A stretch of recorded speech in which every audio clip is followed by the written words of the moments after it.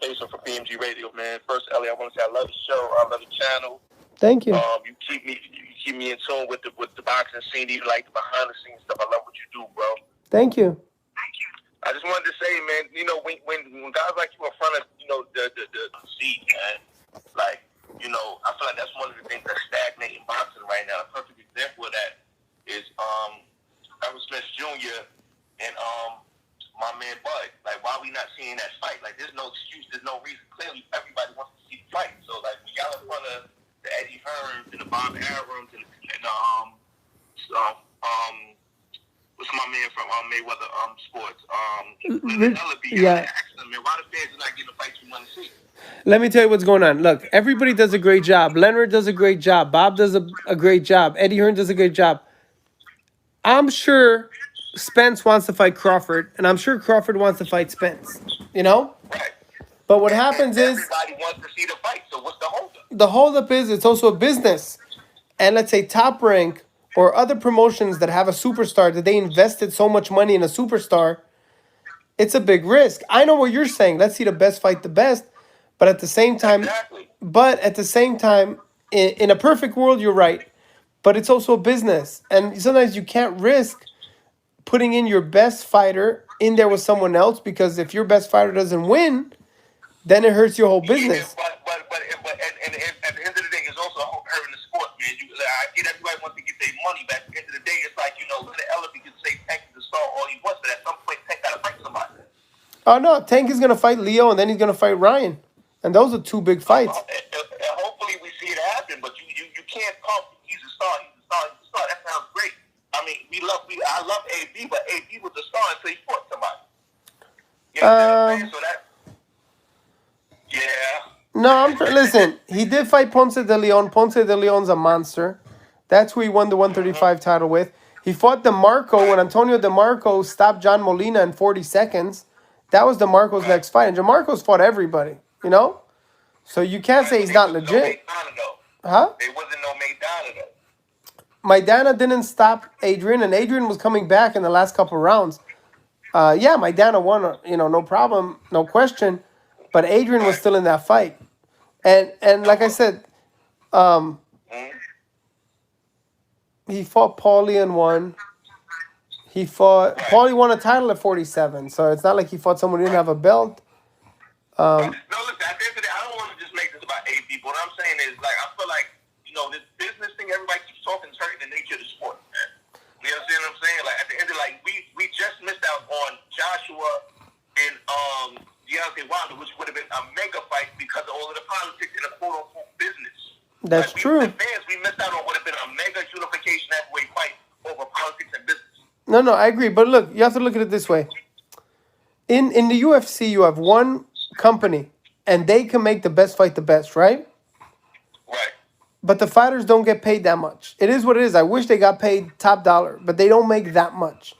In boxing, the guys are making great money. But it's hard to enforce. It's hard to tell. That's why you need one belt in boxing, not 4 belts. Not 8 belts or 16 belts in each division, you know? Mm-hmm. So... Right, but at the end of the day, okay, but let's, like, when you got to, the one thing I can tip my hat to Eddie Hearn is, like, when you got to play Eddie Hearn, who's willing to eliminate excuses by saying, listen, I'll let one of my fighters go to your network just to unify. That lets me know it's something going on to where they clearly just don't want, like, we're not seeing enough unification bouts. There's too many belts out there around. Everybody's a champ right now. Like I said, I feel like the game is just a circus right now, man. And I love the hate. I love the heyday of when, like you said, there was no excuses. The best fought the best. And I just wanted to get back to that, man. Yeah, but again, it's hard to see it happening unless people put their personal disagreements aside. If fans still love fighters, if they didn't win, it would be easier to do. What happens is, fighter loses once. Look at Wilder. He lost to Fury once out of 42 tests, and people are writing him off. And he could come back and win the 3rd fight. Look at Joshua when he lost to Andy Ruiz. I could give you a lot. Mikey when he lost to Spence. You know what I mean? Fans love you. Isn't that what makes boxing? Boxing is when you step in there and put it all on the line. Like, have we forgotten that part? No. I agree with you, but I'm saying boxing fans in general turn their backs on fighter when they lose. Manny Pacquiao got knocked out. A lot of his fighters left him, you know? Right. But it's up to that because Exactly. Anthony Joshua, everybody turned their back on him until he turned it around. It's up to that fighter to turn it back around. You know what I'm saying? You're only going to do that by getting back in the ring with the best. That's all I'm saying. At the end of the day, the nature of the sport has to get back to that at some point. And like I feel like when dudes like you who really talk to these people, you got to ask them these questions, man. No, but I should, but I also know the answers. Me asking is not going to change. If someone has, let's say, 50, 60, 80 million dollars on their fighter, it doesn't matter what I'm going to say. They're going to do that fight when they can make their investment back, when it makes sense to them. Does that make sense? It's a business, and it's a lot of money. It's big. I get the business. Don't get it twisted. I get the business, but we can agree there's enough money about it for everybody. Yeah, no, I agree. There's enough money, but the other factors is when someone doesn't win, the fans turn on them. So. But so basically what you're saying is everybody's just protecting their bottom line, because Leonard Ellerby, in what so many words, has clearly said he does not care what the fans want. He's going to do. He's going to feel like he's going to do what's best for his brand and his company. I don't know. I mean, it depends what question they asked him. They may have asked him a ridiculous question. You know what I mean? I don't know what question he answered to. I heard him say that when they asked him about the Texas Farmer fight, which a lot of people wanted at the time, and he straight up said, "Listen, we made Tevin Farmer off about what we want to do. But at the end of the day, we don't care what fans want. It's about what we're going to do." And I'm like, okay, well, then what do you want the fans to do? We're not getting a fight we want to see. Like, I don't want to, like I said, I'm glad Texas finally fighting somebody, because if it was another Tyler Puff fight, I'm sorry, I wouldn't have been tuning into it. You understand what I'm saying? So, like I said, at the end of the day, I don't want to take up too much of your time, brother. No, it's cool. But listen, in a perfect world, I'll be honest with you, if in a perfect world, everything that you're saying would happen, and we would see the best, we would see Crawford Spence, and we would see Tank Loma, and we would see, but in the way boxing is set up today, you have the Zone competing with ESPN, right? There's no HBO, but then you have Showtime competing with both of them, and every network wants the fights on their network. So it's a lot that goes into it. It's not like you have, let's say they all fought on Thursdays on ESPN, I understand. But it's different promoters, different TV networks. It's just very hard, realistically. No, I'm not delusional. I understand it's not a simple one-to-one. I get that. But it seems like, and this is just from what the fighters themselves are saying, it's like these people aren't even sitting down and trying to figure it out. You understand? Like Terrence Crawford has publicly stated, like, yo, they're not even sitting in a room to even try to figure out how to get the Errol Spence fight done. He said him and Errol had to get on the phone to even take that step forward. That's ridiculous. Yeah. That is ridiculous for a fight. Like, Elie, let's be real. Is there anybody that loves boxing that does not want to see Errol Spence versus Terrence Crawford? No, everybody wants to see it. And now everybody's asking me, hey, what do you think about Spence? What do you think about Spence? Listen, I think Spence is good to go. I went to watch him train 2 weeks ago. He's witty. He's smart.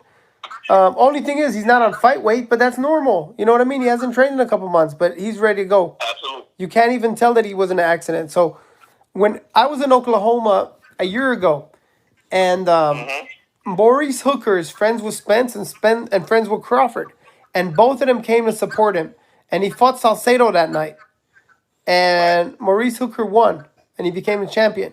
So on the way out of the arena, I'm interviewing Spence, and Crawford comes over. He was about to leave, and I yelled something, and Crawford made a U-turn and came back. I saw that. Okay, so that video has like 1 million views. Everybody got excited. You know what's crazy? I was going to make that point next, brother. I was going to say that's the face-off is one of your biggest videos. So imagine what the fight would do. Oh, huge, absolutely. And yes, we all want to see it, but it just, listen, I'm just telling you like it is. I'm not telling you what happens. It's just the reality is that Crawford's going in his route, Spence is going in his route, and hopefully one day they meet, and hopefully it doesn't take 5 years. That's the bottom line. Yeah, but I just don't want it to get to a point to where it gets to where we either don't see it or it's past this time, like we've seen. But like I said, I am so mad that we missed out on an Anthony Joshua, Deontay Wilder mega unification heavyweight fight. Well, as a boxing lover and as a lover of the sweet science, I am pissed about that. It can happen if it won't be the same, bro. It would still be big. You don't think? It will be big, but it won't be the same, bro. Yeah, I know, because you're not gonna have that who's gonna lose their first loss. I got it. Right, and we missed out on that because of politics and quote unquote business. Like, so that's all I'm saying. At the end of the day, we we gotta. The movers and shakers, if any of them happen to be listening, I know you got a huge platform. As people who love this sport, y'all, let's put the BS to the side, man. Give the people the fight they want to see. Yo, there's enough money that everybody can get. I know it ain't simple. I know we got networks and we got different promoters. I know there's egos and all that involved. I get it. But as people who pay these tickets and pay for these pay-per-views, stop playing with us, man. Give us the fights you want to see, yo. Yeah, no, I agree, man. Thanks so much for the call. Tell everybody where to follow you on Instagram. Yeah, man. On Instagram, man, it's P as in Peter, M as in Mary, G as in George, B-I-Z, here on YouTube, PNG Radio, man. All right, thanks so much. Thank you, Elie, man. Appreciate you, brother. Man, thanks for the call. You got it. All right, later. All right.